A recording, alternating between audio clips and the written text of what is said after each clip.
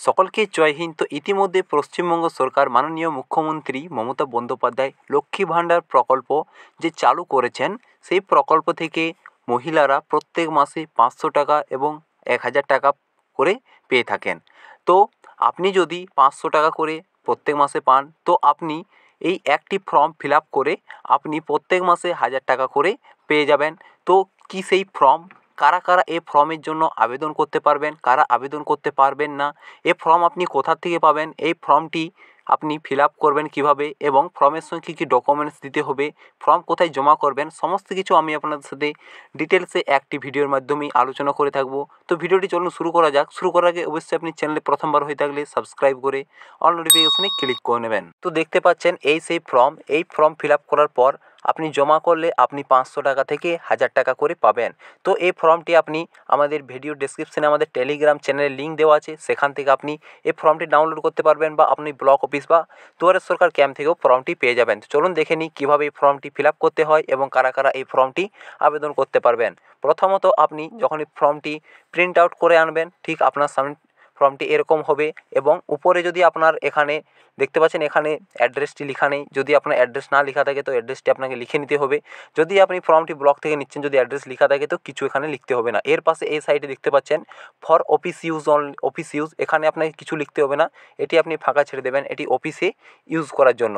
এর পরবর্তী নিচে দেখতে পাচ্ছেন বিষয়, লক্ষ্মী ভাণ্ডারের SC/ST সার্টিফিকেট সংযুক্তি করার জন্য আবেদন।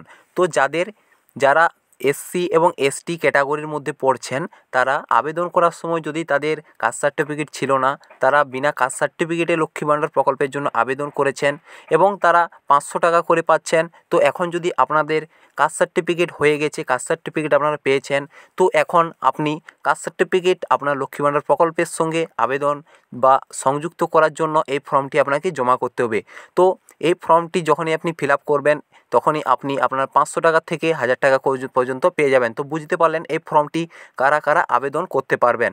তো চলুন এর পরবর্তীতে আমরা দেখে নিই আর কী কী আমাদের এখানে ফিল আপ করার ডিটেলস দিতে হচ্ছে। এখানে এর একটু নিচে আপনি চোখ রাখলেই দেখতে পাবেন লেখা আছে মহাশয়, এখানে দেখতে পাচ্ছেন, চলুন আমি আপনাদের টিক করে দিচ্ছি মহাশয়, এবং এর নিচে আপনার নিকট আমার বিনীত আবেদন, এই যে আমি কুমারী বা শ্রীমতী আপনার ক্ষেত্রে যেটি হয়ে থাকবে সেটির উপরে আপনি টিক দেবেন।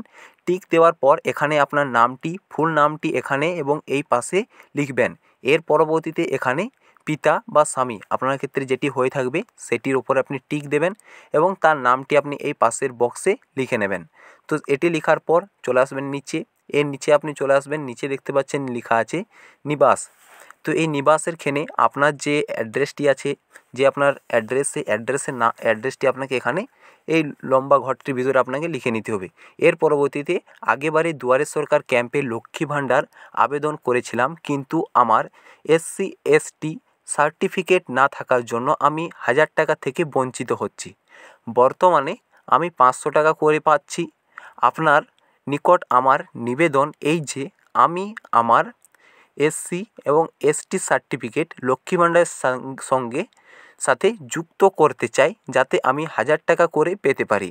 আমার বিবরণগুলি নিম্নলিখিতভাবে দেওয়া হলো। তো এখানে আপনার যে ডিটেলসগুলো আছে সেই ডিটেলসগুলো ফিল আপ করতে হবে।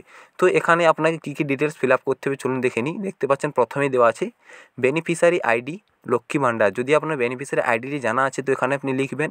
যদি আপনার না জানা আছে তো আমি ভিডিও ডেসক্রিপশন লিঙ্ক দিয়ে রেখেছি, কীভাবে বেনিফিশিয়ারি আইডি বের করতে হয় সেটি আপনি দেখে লিখে নেবেন। এর পরবর্তীতে কাস্ট সার্টিফিকেট নাম্বার, আপনার যে কাস্ট সার্টিফিকেট আছে কাস্ট সার্টিফিকেট নাম্বার, পাশে ডেটটি লিখে দেবেন, ডেট যেখানে আছে আপনার কাস্ট সার্টিফিকেট ডেটটি। এর পরবর্তীতে আধার নাম্বার, আপনার যে 12 ডিজিটের আধার কার্ড আছে সেই আধার কার্ডের নাম্বারটি আপনাকে লিখতে হবে। এর পাশে আপনাকে দেখতে পাচ্ছেন স্বাস্থ্যসাথী কার্ড নাম্বার, আপনার যে স্বাস্থ্যসাথী কার্ডের নাম্বারটি আছে সেই স্বাস্থ্যসাথী কার্ডের নাম্বারটি আপনাকে এখানে পরিষ্কার করে লিখতে হবে। দেন এর পরবর্তীতে মোবাইল নাম্বার, আপনার যে মোবাইল নাম্বারটি রেজিস্টার আছে সেই মোবাইল নাম্বারটি আপনাকে এখানে লিখতে হবে। দেন এর পরবর্তী 6 নম্বরে ব্যাঙ্ক অ্যাকাউন্ট নাম্বার, আপনার যে ব্যাঙ্ক অ্যাকাউন্টের নাম্বার আছে সেই ব্যাঙ্ক অ্যাকাউন্টের নাম্বার আপনাকে পরিষ্কার করে এখানে লিখতে হবে।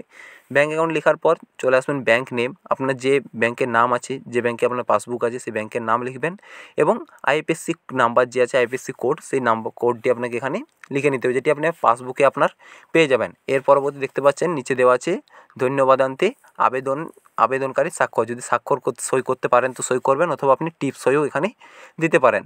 তো এর পরবর্তী চলুন দেখে নিই কী কী আপনাকে এখানে ডকুমেন্টস দিতে হচ্ছে। ডকুমেন্টস দেখতে পাচ্ছেন এখানে দেওয়া আছে জেরক্স অফ কাস্ট সার্টিফিকেট, আপনার যে কাস্ট সার্টিফিকেটটি হয়েছে সেই কাস্ট সার্টিফিকেটের জেরক্স লাগবে, জেরক্স অফ আধার কার্ড, আপনার আধার কার্ডের জেরক্স, এবং জেরক্স অফ স্বাস্থ্যসাথী কার্ডের জেরক্স, এবং জেরক্স অফ ব্যাঙ্ক অ্যাকাউন্টের পাসবুক। তো আপনার যে ব্যাঙ্ক অ্যাকাউন্টের পাসবুক আছে সেই পাসবুকের এক কপি জেরক্স লাগবে। এর পরবর্তীতে আপনাকে এখানে কিছু ফিল আপ করতে হবে না, এই স্বীকৃতিটি আপনাকে এখান থেকে যে আছে সেই অ্যাকনোলেজমেন্ট স্লিপটি আপনাকে এখান থেকে কেটে দেওয়া হবে। এর পরবর্তীতে আপনি ফর্মটি আপনার যে ব্লক অফিস আছে সেই ব্লক অফিসে জমা করতে পারেন, বা আপনার যদি দুয়ারে সরকার ক্যাম্প চলছে তো আপনি ক্যাম্পে গিয়েও এই ফর্মটি জমা করতে পারবেন। আশা করব ভিডিওটি ভালো লেগেছে। ভিডিও ভালো লেগে থাকলে ভিডিওটিকে লাইক এবং চ্যানেলটি সাবস্ক্রাইব করে রাখুন। ভালো থাকুন, আবার দেখা হচ্ছে পরবর্তী ভিডিওর মাধ্যমে। জয় হিন্দ।